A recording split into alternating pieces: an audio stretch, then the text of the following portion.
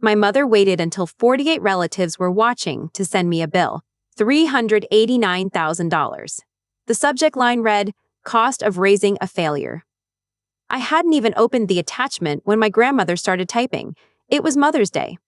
The family chat had been buzzing since before I was awake, the way it always did on the holidays that mattered to Karen. Photos of brunch plates with the price tag of the restaurant somehow worked into the caption, "Emma's Flowers, somebody's grandkid in a clip-on tie." I had it muted. I was at my kitchen table with a cup of coffee going cold, watching it scroll the way you watch weather you don't plan to go out in. Then the long message came. From Karen, my mother. And the muted chat lit up anyway, because 48 people reacting at once will get past any setting you've got. She'd written it like an actual invoice. Line items. Years of my childhood broken into dollar amounts, food, a roof, clothes, emotional labor, she'd written that. Emotional labor, as if she had ever once sat on the edge of my bed when I was sick. At the bottom, in bold, the total. $389,000. And above all of it, the subject line she'd chosen so it would be the first thing every single person saw, cost of raising a failure. I read the subject line 4 times, not because I didn't understand it, because I did. 48 people. Aunts, uncles, cousins, the ones who showed up to weddings and funerals and not much in between, all of them online on a Sunday morning. I could see the little Reeve receipts stacking up, name after name, the number climbing in the corner of the screen like a temperature. And I want to tell you, my first reaction was anger, because that's the reaction that would make me sound like someone who'd already healed. It wasn't.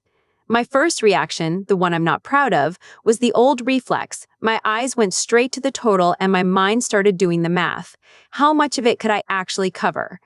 36 years old, and my hands were already reaching because paying was the only language my family had ever once praised me for speaking. There was an attachment under the invoice, a photo file still grayed out, not loaded. I hadn't tapped it. And down at the very bottom of the screen, under all 48 names, a single line appeared that made me stop breathing for a second. Grandma? Typing. I should tell you who actually raised me, because it was not the woman who sent that bill, and that gap is the whole story. I was 7 the first time I understood my mother wasn't coming back for a while. It was registration day at the elementary school on Mill Street. The form needed a parent's signature, and I'd been sent to school that morning with the form and no parent. I remember sitting in a hard plastic chair in the front office, swinging my legs because they didn't reach the floor, holding the clipboard flat against my chest like it might get up and leave too. The secretary kept glancing at me over her glasses. She asked, the second time, "Honey, is your mom parking the car?" And I said yes, because yes was easier than the truth, which was that I had a phone number written on my hand in marker, and the number rang and rang and rang. The line of other kids moved past me. Each of them had a mother who leaned over the desk and signed and ruffled their kid's hair and left. I watched maybe 9 of those go by, and somewhere in there I stopped being a kid waiting and started being the problem in the room, the one whose grown-up didn't come. You learn that feeling young, or you don't learn it at all. And once you've learned it, your body never forgets the temperature of that office. Then the door opened and my grandmother came through it. She had her good coat on, the gray wool one she wore to church and to anything that frightened her, and she was breathing hard because she'd taken 2 buses and then half-run from the stop. She didn't make a scene. She never made scenes. She thought scenes were for people who couldn't fix anything. She just crossed the office, put her hand flat on the top of my head for 1 second, her whole hello, that hand, and took the clipboard out of my grip. She read every line before she signed. The secretary said, a little impatient, that she could just initial the bottom. Grandma didn't look up. She read all of it. Then she got to the box that said relationship to child, and she stopped. The secretary said she could just write grandmother there.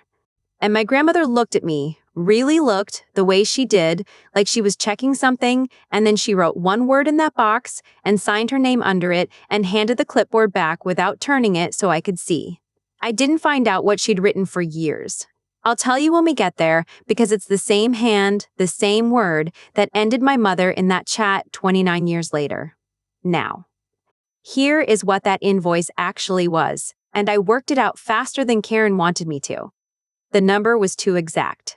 389,000. Nobody itemizes a childhood down to the dollar unless they need the childhood to be worth a specific amount, unless the childhood is cover for a different number underneath. Karen didn't want repaying for raising me. She'd never spent $1 raising me. She wanted me to pay for something else, something current, and the invoice was the wrapping she'd put it in. And the practical part, the part I understood with my coffee going cold, if I answered that bill the way I'd answered every demand my whole life, by reaching for my wallet to make the shame stop, then I'd be confirming the subject line in front of 48 people. I'd be co-signing the word failure with my own bank account. The cost of paying wasn't the money. It was that the paying would make it true. The chat didn't wait for me to be ready.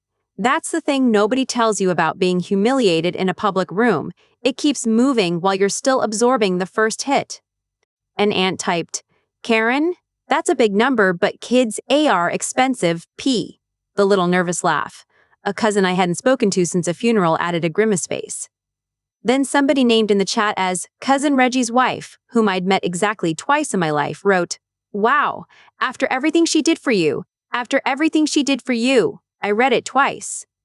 And there it was, in 8 words, the version of my life that my family had been carrying around for 3 decades. The version where Karen was the mother who sacrificed and I was the dead weight she'd hauled. Nobody in that chat had lived in my childhood, but they'd all been told about it by her for 30 years, and a story told for 30 years stops needing to be true. It just needs to be familiar.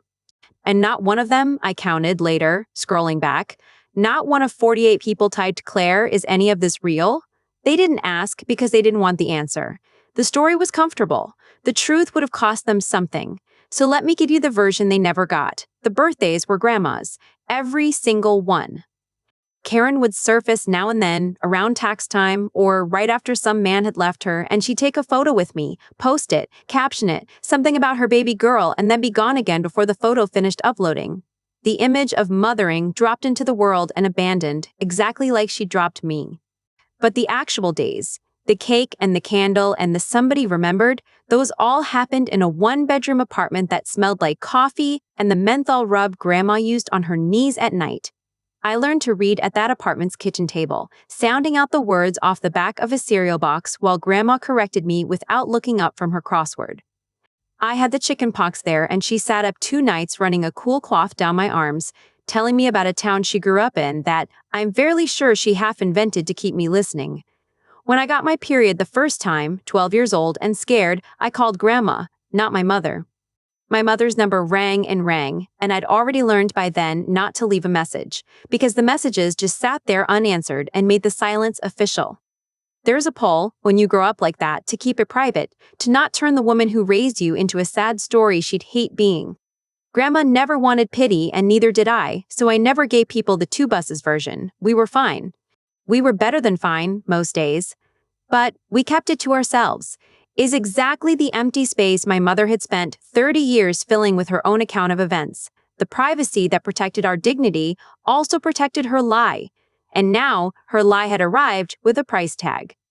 $389,000 for a roof I mostly remembered as belonging to someone else. The clearest memory I own of my mother is from the year I turned 12. And if you want to understand what that invoice was actually made of, it's this. It was supposed to be a birthday with her. Just us. Karen had called Grandma's apartment 2 weeks before, and I'd been close enough to the phone to hear how bright her voice was, how sure. She was going to take me somewhere special, she said, somewhere just for the 2 of us, because I was getting to be a young lady now and we needed our time. I believed her. I was 12 and I still fully believed her, and the believing is its own wound looking back. It meant some part of me had filed away every prior disappointment as a fluke instead of a pattern. Grandma did not believe her. But Grandma had learned never to say so out loud, because saying so just made me defend my mother harder. So instead, she did a quieter thing. A few days before, while I was at school, she bought a box cake mix, yellow, the kind with a packet of chocolate frosting, and a bag of the cheap striped candles, and she hid them in the cupboard behind the oatmeal where I wouldn't see them and start asking questions. A safety net, strung up silently under another one of my mother's promises. She'd gotten very good at building those nets. She'd had a lot of practice. The day came.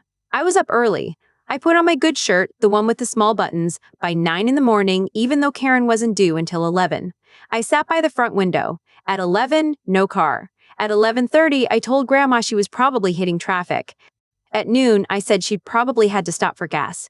By 1, I'd stopped narrating it out loud, because every time I made an excuse for my mother, I could see something tighten in Grandma's face that she was trying not to let me see. Around 4 o'clock, the lights starting to go gold and long across the floor, Grandma came and sat down next to me at the window. She didn't tell me my mother was a disappointment. She didn't tell me to stop hoping, which would have been telling me I'd been a fool to hope. She looked out at the same empty street I was looking at, and she said, "Tell you what, let's you and me just have a regular day. Nothing special. Regular days are underrated, I think."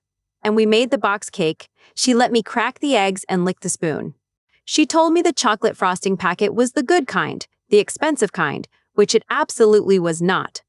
We sat on her couch with the cake between us on the cushion, eating it straight from the pan, and she found the channel she knew I liked and announced it was also her favorite, a lie, a kind one. The most ordinary evening two people could have. And she built it on purpose, brick by brick, an entire ordinary evening, so that the day would have something in it that didn't depend on whether my mother's car ever turned onto the street. It didn't. Karen never came. 3 days later, I got a text from her, a photo of a beach somewhere warm, 2 drinks on a table. No apology, no mention of the birthday at all, like it had simply never been on the calendar. She'd been at the beach. That is the woman who, 24 years later, billed me 4 figures for emotional labor. Down in the chat, while that memory was still sitting in my chest, Karen started typing again. And what she typed next was built to punish me for the one thing I'd done so far, which was nothing. "Notice she's not even denying any of it," my mother wrote. "If you've ever been the quiet one in a loud family, you know that move in your bones. Your silence is never read as dignity. It's read as a confession. Karen knew it about me better than anyone alive, because she's the one who taught me to be quiet in the first place, and now she picked the lesson up like a bat and swung it in front of all 48 of them." A reaction or two landed under it. Agreement. The chat was tipping her way and she could feel it, the way she could always feel a room, and so she went for the line. The one I'd spent 30 years half expecting and never thought I'd see her actually put in writing where other people could read it. "Every dollar on that bill is what it cost me to raise a daughter who still became nothing." A daughter who still became nothing. I want you to sit with how clean that is, as a piece of cruelty, because Karen was an artist at exactly one thing, and this was it. It's not an insult about my weight, or my job, or my apartment. Those you can argue with. This was a verdict. She'd raised me, her word, raised, she'd put in the work, the implication went, and the finished product was nothing, and the invoice was simply the receipt for a failed project. It told everyone reading it that my whole life had already been weighed and found to be worth less than the cost of the groceries. And the chat moved toward it. An uncle wrote, "Tough, but somebody had to say it." Cousin Reggie's wife, 2-time acquaintance, added, "Some people just take their whole lives." I watched the words land and I felt the floor of my own certainty start to soften, because that's what 30 years of training does. It builds a trapdoor right under you, and the family knows exactly where it is. I felt the apology forming in my fingers. "I'm sorry, Mom. I didn't mean to embarrass you. How much do you actually need? Can we talk about this privately?" I had typed and deleted those precise sentences 100 times across my life, in 100 different chats. My thumb moved toward the keyboard. I'm telling you it physically moved, because I want you to know how close I came to paying for my own funeral. What stopped my thumb was not strength. I'd love to tell you it was strength. What stopped it was a number. There was a figure buried in her invoice that I'd half seen on the first read and not let myself look at straight. Down in the line items, sandwiched between groceries, ages 6 through 18, and that emotional labor line, was an entry that did not belong with the others. It wasn't dressed up as childhood at all. It said, outstanding family obligation, $41,800. $41,800. I knew that number. I'd seen it recently, somewhere in this very chat, and the second my mind put it back in its original place, the entire invoice changed shape in front of me, the way a drawing flips, and the vase becomes 2 faces, and you can never see just the vase again. $41,800 was the cost of my sister's wedding. Emma's wedding. 6 months earlier, in this same family chat, there'd been a long, happy thread about it, a venue out on the water, a dress-fitting Karen posted 19 photos of, a florist who only did peonies. And somewhere down in that thread, my sister had typed, half as a joke and half as a brag, that the whole affair was running like 42 grand and mom is literally having a heart attack lol. 41.8. Mom had not, in the end, had a heart attack. Mom had gone looking for a daughter to bill. That's what the 389,000 was. It was never a reckoning. The childhood was the costume. Karen had a wedding debt she could not carry, a favorite daughter she would sooner die than ask to pay for it, and a second daughter with a steady paycheck and a lifelong, well-documented habit of opening her wallet the instant the family pointed shame in her direction. The big number was theater, loud enough that nobody would look closely at the small one tucked inside it. The 41,800 was the actual ask. Everything else was set dressing. She'd buried pay for Emma's wedding inside, repay me for the entire fact of your existence, because she understood me better than I'd given her credit for. A plain request, Claire, can you cover Emma's venue? I might have refused, or at least negotiated. But a verdict on my worth, delivered in front of 48 witnesses, with the bill itemized so it looked like simple math? That, historically, I paid. She'd reverse engineered the exact shape of demand my particular wound would never say no to. And I almost laughed. Alone at my kitchen table on Mother's Day, cold coffee, 40-some relatives watching my mother call me nothing, I almost laughed out loud, because the cruelty finally had a seam in it. And once you see the seam in a thing that's been suffocating you your whole life, you cannot stop seeing it. The invoice wasn't a judgment from on high anymore. It was a woman who needed 42 grand and had decided I was the cheapest way to get it. I didn't type any of that into the chat. Not the seam, not the wedding, none of it.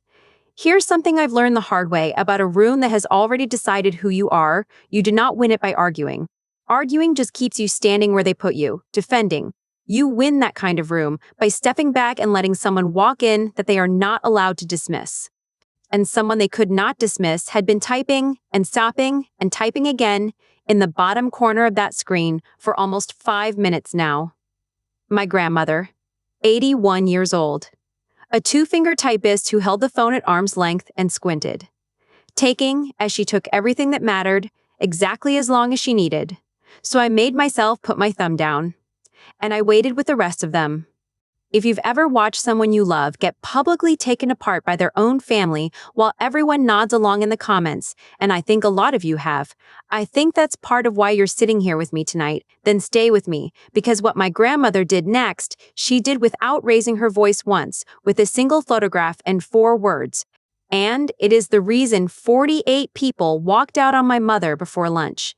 The first thing Grandma sent was not words. It was the photo. I saw the little attachment thumbnail appear under all those stacked up names, still grayed and loading, and I knew before it resolved what it had to be, because I'd been thinking about the school on Mill Street all morning without letting myself ask why. It loaded, and there I was. 7 years old, in a coat a size too big, standing in the front office of the elementary school on registration day. Holding the clipboard flat against my chest, exactly the way I just described it to you, because that is a real moment, and I have spent 30 years not letting it dissolve. And beside me, one hand resting on my small shoulder, in her good gray wool coat, my grandmother. Younger. Straighter in the back than she is now, but unmistakably, completely her. In the corner of the print was a date, stamped the way the old drugstore 1-hour prints used to stamp them, orange digits in the white border. September. The year I turned 7. To most of that chat, it would have meant nothing on its own. A grandmother, a kid, an old photo. Sweet, even. Scroll past. But Karen had made one error in her invoice, the precise kind of error you make when you've told a lie so long that you've forgotten where its edges are. In her line items, she had billed me for full-time care and residence, for every year of my childhood. Every year. No gaps, she'd needed the number big, so she'd claimed all of it, including the year in the photograph. The year, and I knew this even though the chat didn't yet, though it was about to, that she'd been living 3 states away with a man named Dale, because she'd told me about Dale herself, years later, as if it were a charming story. The year she billed me for raising me full-time was a year she could not have picked me out of a lineup. The photo just sat there in the chat, doing the quiet, patient work that a true thing does in a room that's full of a comfortable lie. Nobody had to explain it. It explained itself, slowly, to anyone willing to do the subtraction. Then the dots again.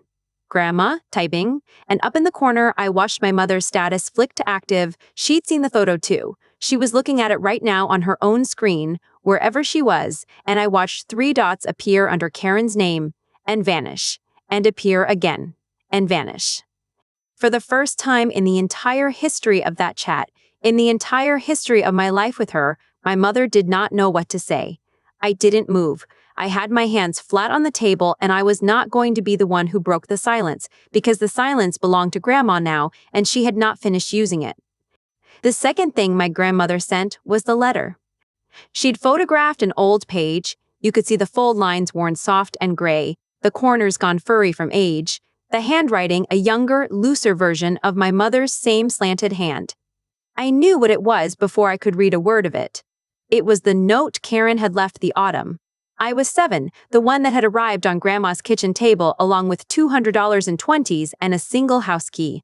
Grandma had kept it. 29 years. In a Bible it turned out, though I didn't know that yet.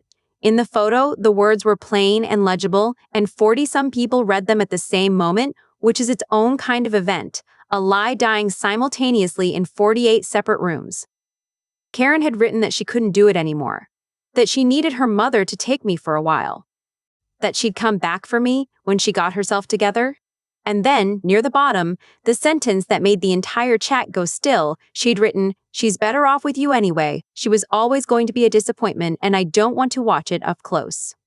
She was always going to be a disappointment, in my mother's own hand. Dated the autumn, I was 7. The exact same autumn she was now, in her invoice, billing me $389,000 to have selflessly and lovingly raised. I felt my hands start to shake against the table. Not from grief, I'd done my grieving over that letter a long time ago, in pieces, across years I don't talk about much. They shook because I was watching the one thing I had wanted my entire life and had genuinely stopped expecting to ever get, the truth arriving in the same room as the lie, at the same time, while every single witness was still seated and looking. My breath caught. I had to set the coffee cup down because the surface of it had started to tremble, and every cell in me wanted to type, wanted to finally say all of it. The 2 buses, the box cake, the beach photo, the number rang and rang, 30 years of it right there all at once. I started to. I got as far as the first word. And then I stopped, and I took my hands off the phone entirely and put them flat on the wood, because I could hear Grandma's voice in my head the way I'd heard it at that window when I was 12. The strongest thing in the room is the quiet one. So I made myself be the quiet one. I gripped the edge of the table until my knuckles ached, and I let her finish, because it was hers to finish. There was a caption coming. She'd sent the photo of me at 7 and the photo of the letter, and now, underneath both of them, my grandmother typed her 4 words. Slowly. 2 fingers. I watched each one arrive on its own. This child was mine. That was all. This child was mine. Not a defense of me, not, "Claire is a good person," actually, not an argument with a single line of the invoice. A claim, the oldest claim there is. The woman who had taken 2 buses to sign a registration form for a kid nobody else came for was now telling 48 people, plainly, whose daughter I had actually been the whole time. And then Karen made her final mistake. The dots reappeared under her name, fast now, frantic, and she typed, "She's lying. That photo is old, it's out of context, my mother is confused. She doesn't even know what year, confused." She reached for the exact word that every family like mine reaches for when an old woman becomes inconvenient. Discredit the witness. Call her confused. Call her confused. And my grandmother, who is many things, sharp and stubborn and occasionally a little cruel at cards, but who has never in her life been confused, typed one more line. It was the only time all morning she used capital letters. I could practically hear the volume of it. I have the rest of the letters, Karen. All of them. Should I keep going? The dots appeared under my mother's name and disappeared. And did not come back. That was the moment the room turned. I watched it happen in real time in the cruelest, most beautiful piece of arithmetic I have ever seen. The counter in the corner, the member count, the number that had climbed all morning toward Karen, that had sat at 48 while she called me nothing, it ticked down. My aunt, the one who'd said kids are expensive, left the chat. Her name simply slid out of the list. Then, a cousin. then 2 more at once. 48 became 45, became 41, and then it was moving in a way I could actually watch, like water that's found the drain and stopped pretending it won't go down. Nobody typed a goodbye. There was nothing to say. They just, one by one, stopped agreeing to be the audience for the wrong story. I closed the laptop. My coffee was stone cold and I hadn't touched it. And I sat in my own quiet kitchen, 36 years old, with my hands finally still and finally nowhere near my wallet, and I cried, the good kind, the kind that comes after a thing instead of during it. Then I picked up my phone and I called the only number I had ever actually needed, and Grandma answered on the second ring like she'd been sitting there with the phone in her lap. She didn't say hello, she said, "Well, that's that then." And I said, "Yeah, Grandma, that's that." By the next morning, the family chat had 13 people left in it. I know the exact number because Emma sent me a screenshot of it at 6 in the morning. Not an apology, a screenshot. With the message, "Look what Grandma did. Everyone's gone. Are you happy?" As though the leaving were the crime in this story. As though 48 people quietly declining to keep funding a lie was the betrayal, and the lie itself had just been weather. But Emma wasn't really writing to me about the chat. Emma was writing to me about the wedding, even if she didn't know it yet. Because here's what happens when a family's whole financial machine runs on shame, and one morning the shame stops working. The bills don't vanish. They just lose the person who was going to pay them. I was supposed to be the person. The $41,800 for the venue on the water had been quietly assembled out of everyone pitching in to help Mom through a hard year, and the day the chat watched my mother's own handwriting call her 7-year-old a disappointment, the pitching in stopped. People do not want to be caught bankrolling that, not once they've seen it in ink. The relatives who'd been Venmoing Karen 40 here, 100 there, all went quiet at once. The venue wanted its deposit by the end of the month. The deposit did not come. I heard over the following weeks that the wedding got moved, and then moved again, and then quietly shrank into a back room at a restaurant with a set menu. I'm going to be honest with you, because I promised myself I would. I did not celebrate that. I didn't feel anything sharp about Emma's wedding getting smaller. She'd been raised by the same woman to believe I was the family's checking account, and in her own way she was as trained as I was, just trained to spend where I'd been trained to pay. We were two halves of the same lesson. Karen sent me exactly one private message. I watched the notification slide down from the top of my screen, her name, and the preview line, which began, "Claire, I think we both said some things in the heat of..." I didn't open it. I want to be clear with you, because I think some of you are sitting there knowing your own version of that notification. I am not pretending I felt nothing. 30 years of reaching does not leave your hands in a single morning. I held the phone. I watched her name sit there, glowing, with that little blue dot that means unread, that means she's waiting, that means a door is technically still open. And I turned the phone face down on the table. Some accounts you don't settle, you just stop letting them send you the bill. It's been about 8 months now, and I want to tell you where things actually landed, because this channel doesn't do cliffhangers and you came for the whole thing. The photo, me at 7, Grandma in the gray coat, the clipboard mashed against my chest, is framed and hanging on the wall right beside my front door, where I see it every single time I leave the house. Grandma gave me the original. She kept it inside her Bible the whole 29 years, which she thinks is hilarious, because she'll tell you straight out she's not much of a believer. She just needed one place. Nothing in our family would ever look, and she was correct that nobody in our family had opened a Bible in their lives. She comes for Sunday dinner now. I drive to her, I insist on it. I will not let her take a bus to me, not one more bus as long as I'm alive, and she complains about my cooking and eats all of it. We don't talk about Karen much. There isn't a lot left to say. But one Sunday, over a pot roast, she declared, "Fine, I suppose." She finally told me what she'd written in that box on the registration form, the relationship to child box, the one she'd turned away so I couldn't see. She'd crossed out the printed word, and she'd written one word in its place and signed under it. The word was mine. Just that. Mine. The school let it stand. And that, my grandmother told me, holding her fork, not looking at me, is the closest she has ever come to saying out loud that she decided something the day my mother left. that she looked at a 7-year-old in a too big coat and made a permanent decision, in pen, in a school office, that the system would honor even when my mother wouldn't. I never paid the bill. I want to say that as plainly as I can, because I know some of you have been waiting for the money part, and the money part is simply this. Not $1 of $389,000 was ever paid, because there was never anything to pay. The account was already settled. It had been settled 29 years before the invoice was sent, on a registration form in one word, by a woman in a gray wool coat who took 2 buses to sign her name to a child that nobody else had come for. That's the story. A bill for a childhood, answered by the only person who ever actually paid for one. So here's the one thing I'll ask of you before you go.